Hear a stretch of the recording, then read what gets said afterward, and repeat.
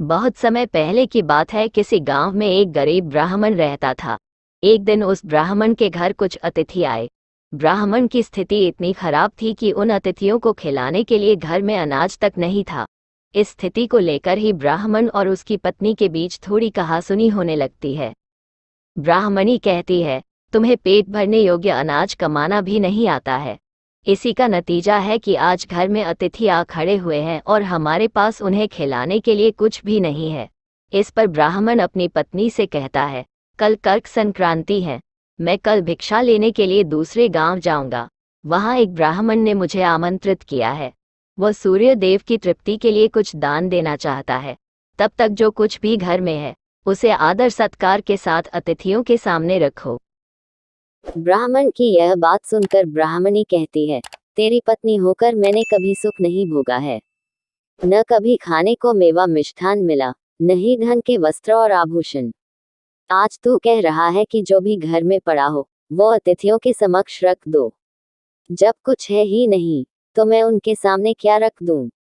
पड़े हैं तो बस एक मुट्ठी तिल, तो क्या अतिथियों के सामने सूखे तिल रखना अच्छा लगेगा? पत्नी की यह बात सुनकर ब्राह्मण कहता है, ब्राह्मणी, तुम्हें ऐसा बिल्कुल भी नहीं कहना चाहिए। कारण ये है कि इच्छा के अनुसार किसी भी मनुष्य को धन की प्राप्ति नहीं होती है। जरूरी है तो पेट भरना, और पेट भरने योग्य अनाज तो मैं ले ही आता हूँ। अधिक धन की चाहत अच्छी नहीं। ऐसी इच्छा का तुम्हें त्याग कर देना चाहिए। अधिक धन की इच्छा के चक्कर में मनुष्य के माथे पर शिखा बन जाती है। माथे पर शिखा वाली बात सुन ब्राह्मणी बड़े ही आश्चर्य से ब्राह्मण से पूछती है, अधिक धन की इच्छा में माथे पर शिखा हो जाती है? मैं कुछ समझी नहीं, जो भी कहना है खुलकर कहिए। ब्राह्मणी के इस सवाल का जवाब देने के लिए ब्राह्मण अपनी पत्नी को शिकारी और गीदड़ की एक कहानी सुनाता है। ब्राह्मण कथा की शुरुआत करता है। एक दिन एक शिकारी जंगल में शिकार की खोज कर रहा था। जंगल में कुछ दूर आगे बढ़ने के बाद शिकारी को एक काले रंग का पहाड़ जैसा विशाल सुअर दिखाई देता है। सुअर को देखते ही शिकारी अपना धनुष उठा लेता है और कमान खींचते हुए सुअर पर निशाना लगा देता है। कमान से निकला हुआ तीर तीव्र गति से सुअर को घायल कर देता है। घायल होने पर सुअर चिंघाड़ता हुआ शिकारी पर पलटवार कर देता है। सुअर के तीखे दांतों से शिकारी का पेट फट जाता है। इस तरह शिकार और शिकारी दोनों का ही अंत हो जाता है।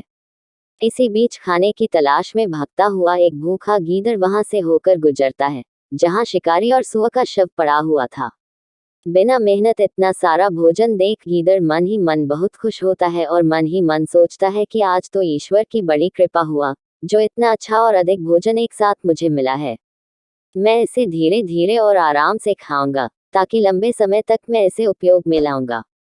इस तरह मैं इस भोजन के साथ लंबे समय तक अपनी भूख को शांत रख पाऊंगा। इन सभी बातों पर विचार करते हुए गीदड़ सबसे पहले छोटी छोटी चीजों को खाना शुरू करता है। तभी उसे शिकारी के मृत शरीर के पास धनुष पड़ा दिखता है। गीदड़ के मन में पहले उसे ही खाने का विचार आता है और वह धनुष पर चढ़ी डोर को चबाने लगता है। गीदड़ के चबाने से धनुष पर चढ़ी डोर टूट जाती है और डोर के टूटने से धनुष का एक सिरा वेग के साथ गीदड़ के माथे को भेदता हुआ ऊपर निकल आता है। गीदड़ के माथे को भेद कर धनुष का जो सिरा गीदड़ के सिर पर निकल आता है, वह ऐसा प्रतीत होता है मानो गीदड़ के माथे पर शिखा निकल आई हो। घायल होने के कारण कुछ देर बाद गीदड़ की भी मौत हो जाती है। इतना कहते हुए ब्राह्मण कहता है, ब्राह्मणी, इसलिए मैं कहता हूँ कि जरूरत से अधिक लोभ से माथे पर शिखा आ जाती है।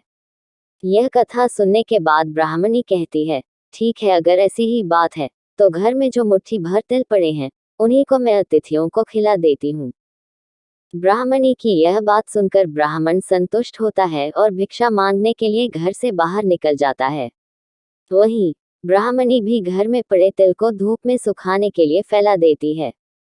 तभी कहीं से एक कुत्ता आ जाता है और उन साफ तिलों पर पेशाब कर देता है, जिससे सभी तिल खराब हो जाते हैं। तिल के खराब हो जाने पर ब्राह्मणी काफी परेशान हो जाती है और सोचती है, यही तो तिल थे जिन्हें पकाकर मैं अतिथियों को खिला सकती थी। अब मैं क्या करूं? काफी देर सोचने के बाद ब्राह्मणी को एक तरीका सूझा। उसने सोचा कि अगर वह गंदे तिलों के बदले साफ तिल देने की बात कहेगी तो कोई भी आसानी से मान जाएगा। साथ ही किसी को भी इन तिलों के खराब होने की बात पता नहीं चलेगी। इस विचार के साथ वह उन तिलों को लेकर घर घर घूमने लगी। ब्राह्मणी की यह बात सुनकर एक महिला वह तिल लेने के लिए तैयार हो गई, लेकिन उस महिला का पुत्र अर्थशास्त्र पढ़ा हुआ था। उसने अपनी माँ से कहा कि इन तिलों में जरूर कोई न कोई खोट होगी, वरना कौन साफ सुथरे तिलों को गंदे तिलों के बदले देने के लिए तैयार होगा। पुत्र की यह बात सुनकर महिला ने ब्राह्मणी के तिलों को लेने से मना कर दिया। कहानी से सीख, हमारे पास जो भी होता है हमें उसी में सुखी रहना चाहिए। किसी के पास ज्यादा चीज देखकर दुखी नहीं होना चाहिए।